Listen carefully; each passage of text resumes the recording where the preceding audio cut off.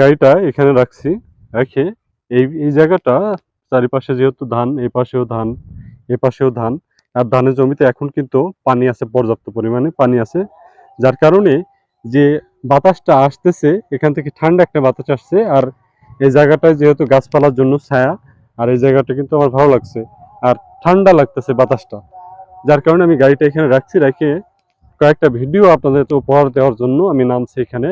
আর জায়গাটা আপনারা দেখছেন যে আসলে সুন্দর, মানে ছায়াযুক্ত, মানে শান্তি, মানে গরমের সময়, এই সময় এই যে চারিদিকে ধানের ভিতরে যে পানিটা আছে, যে বাতাসটা আসতেছে এই পাশ থেকে, ধানের ভিতরে পানিটার কারণে কিন্তু যে বাতাসটা আসতেছে সেই বাতাসটা কিন্তু ঠান্ডা বাতাস। আর এই পাশে যেহেতু গাছপালা আছে এখানে, যার কারণে এই জায়গাটা একটু ছায়াযুক্ত হওয়াতে বাতাসটা ঠান্ডা লাগতেছে এবং ভালো লাগতেছে। আর অন্যান্য জায়গায় ভিডিও করতে গেলে গরম লাগছে, আশেপাশে প্রচুর গরম, যার কারণে আমি এই জায়গাটা থামছি। তো জায়গাটা কেমন লাগছে আপনাদের কাছে একটু কমেন্ট বক্সে জানাই যাবেন, একটু আপনার মন্তব্যটা রেখে যাবেন আমার কমেন্ট বক্সে। ধন্যবাদ, সবাই ভালো থাকবেন।